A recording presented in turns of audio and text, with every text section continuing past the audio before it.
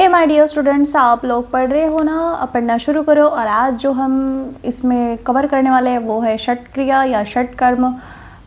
इस पे LAQ आ सकता है, इम्पॉर्टेंट क्वेश्चंस है, इसलिए इसको मैं एक्सप्लेन करने जा रही हूँ। और अगर LAQ नहीं आया तो इसमें से किसी पे भी एक SAQ आ सकता है, तो इसको स्किप नहीं करना, इम्पोर्टेंट है।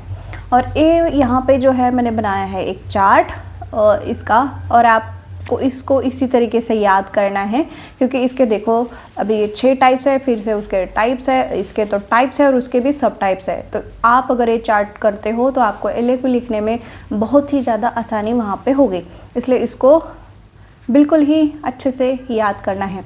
तो अब हम समझते हैं कि षट क्रिया या षट कर्म क्या है।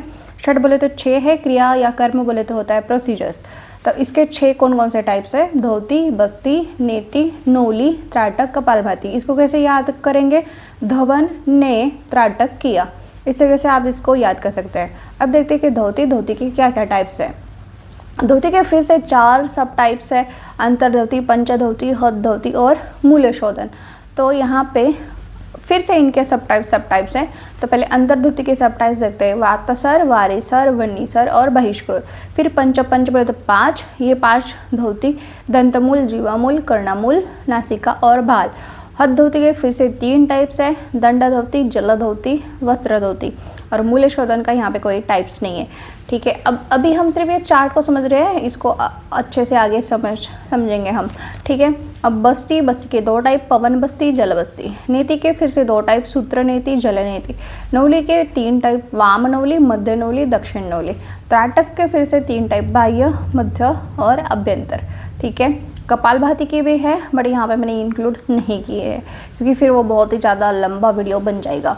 अब हम ये समझते हैं कि धोती पहले एक अभी हम समझते हैं।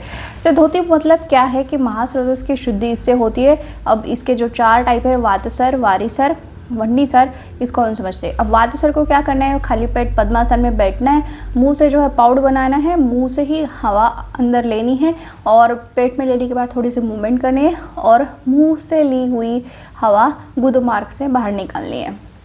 दूसरा टाइप है वारीसर, या इसी को शंख प्रक्षालन कहते हैं, क्योंकि शंख में जैसे पानी एक तरफ पे डाल के दूसरी सिरे से निकल जाता है, उसी तरह हमारे शरीर में आंतों में ये पानी जाके गुदद्वार से निकल जाता है, इसलिए इसको इस तरीके से इन्होंने बोला है। तो अब इसमें क्या करना है? इसमें लवण मिश्रित कोष्ण जल पीना है और उसके बाद कुछ आसन करने हैं, जैसे कि तिर्यक ताड़ासन, कटी चक्रासन, तिर्यक भुजंगासन और उदरकशासन, ताकि जो पानी हम पी रहे हैं वो गुदमार्ग से निकल जाए।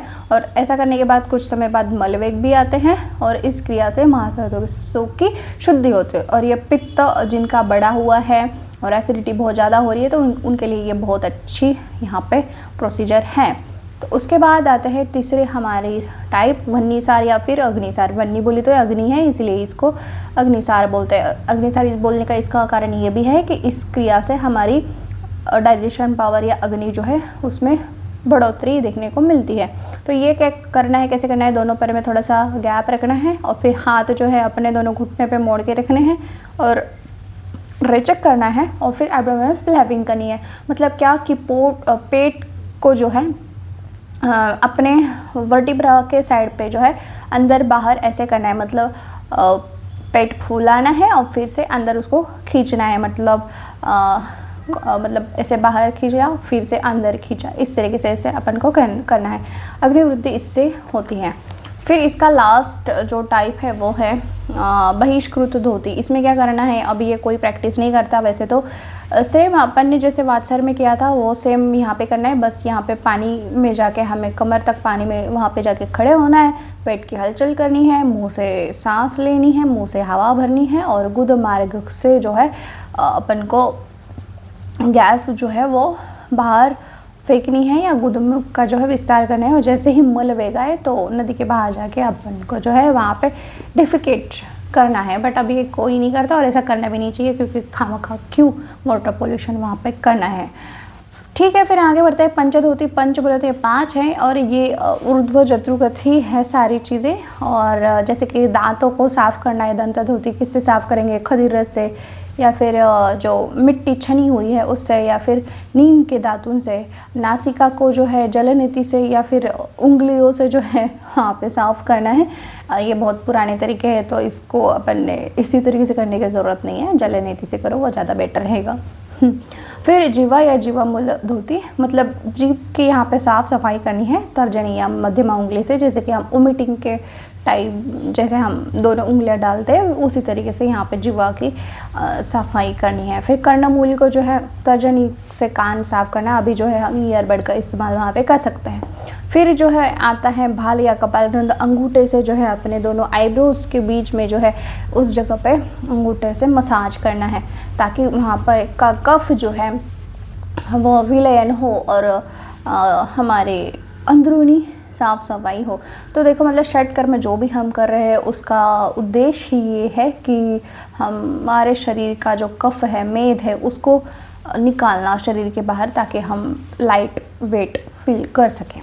ठीक है। फिर हृदय धोती, अब हृदय इसको इसलिए बोला है क्योंकि हृदय के पास की जो धोती है इसलिए इसको हृदय धोती बोला है। अब पहले जो आते हैं इसमें दंड धोती, इसमें क्या करना है, रबर कैथेटर लेना है, उसको घी या तेल लगा के उसको जो है चिकना बनाना है, ताकि वो आसानी से अपने गले के अंदर जा सके, और फिर उसको धीरे धीरे आमाशय में डालना है। और फिर जैसे ही वो आमाशय में पहुंचता है तो फिर वहाँ का जो भी हमारे डाइजेस्टिव जूसेस होते हैं या फिर जो भी डाइजेस्टिव फ्लूइड है वहाँ पे वो बाहर आना शुरू हो जाता है। तो इससे हमारे काश, श्वास, प्रतिशाय व्याधि ये सारी वहाँ पे ख़त्म हो जाती है।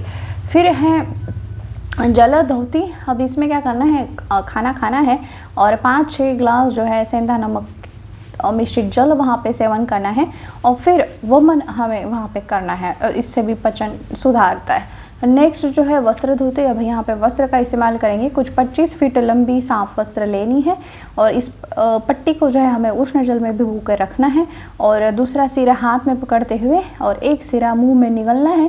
और अगर हमें डिफ़िकल्टी हो रही है तो 2 घूंट जो है थोड़ा उष्ण जल पिए, ताकि चिकनाई वहाँ पे महसूस हो और अच्छे से हम उसको निगल सके। फिर आमाशय में पहुंचने के बाद उसी वस्त्र को हमको नोली क्रिया करके वापस निकालना है। मतलब हम यहाँ पे इन शॉर्ट आमाशय की जो है यहाँ पे साफ सफाई या धावन ये कर रहे हैं। और मूल शोधन, यहाँ पे मध्यमा उंगली या फिर हरिद्रा मूल या कमलनाथ से गुद का शोधन करना है, मतलब गुदद्वार में ये डालना है ऑब्वियसली, उसको चिकना करके और फिर मूल शोधन वहाँ पे करना है। फिर जो है हमारा दूसरा टाइप वो है बस्ती। इसके 2 ही टाइप है, पवन बस्ती और जल बस्ती। तो पवन बस्ती में क्या करना है, मलासन या उत्कट आसन में बैठना है, और घी लगाया हुआ रबर कैथेटर हमें गुद में 5 इंच तक ढकेलना है, और फिर जो भी गैसेस है वहाँ की एक्स्ट्रा वो निकल जाएगी और वहाँ पे मलवेग भी आएगा, और इससे जो होती है अग्नि प्रदीप्त हो जाता है। फिर जलबस्ती, अब यहाँ पे हम जल इस्तेमाल कर रहे हैं इसलिए इसको बोलेंगे हम जलबस्ती। तो इसको किस तरीके से करना है कि नदी में बिल्कुल खड़े हो जाना है कमर तक, जैसे हमने बहिष्कृत धोती में किया था बिल्कुल उसी तरह, बट यहाँ पे रबर कैथेटर डालना है हमें गुदद्वार के अंदर, और फिर जल को इस कैथेटर से अंदर खींचना है, नोली क्रिया करनी है, और मलवेग आते ही हमें बाहर जाके मलवेग करना है। फिर नेति, अब हम यहाँ पे जो है नासा और गल मार्ग की शुद्धि के लिए नेति क्रिया कर रहे हैं। ये 2 तरीके की होती है, सूत्र नेति और जल नेति।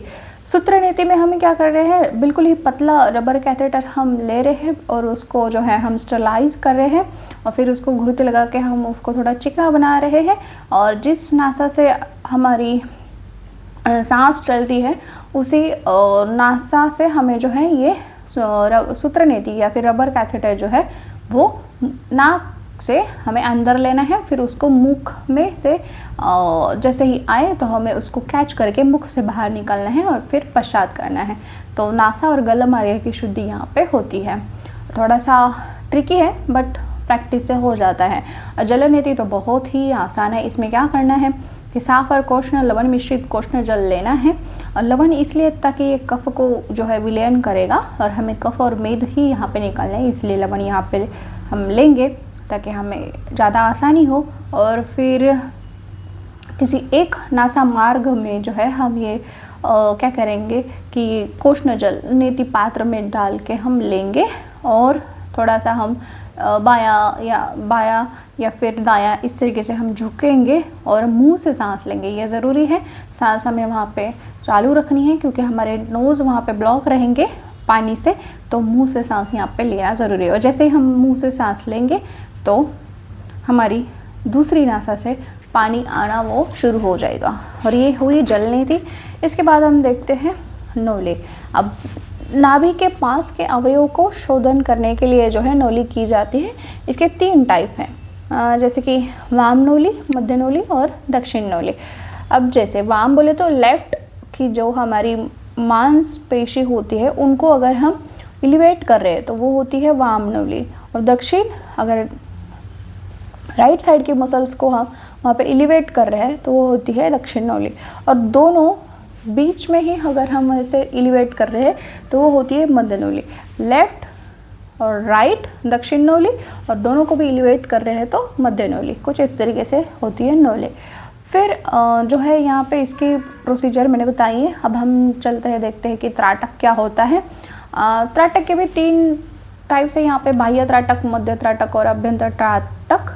बाह्य बोले तो चांद, तारे, पर्वत, इनको हम देख रहे हैं तो बाह्य त्राटक। अभ्यंतर त्राटक अगर हम हमारी भ्रू मध्य नासिकाग्र को देख रहे हैं तो वो होती है हमारी अभ्यंतर त्राटक। और मोमबत्ती की लौ या फिर ओम या भगवान के फोटो के ऊपर हम ध्यान लगा रहे हैं तो वो होता है मध्य त्राटक।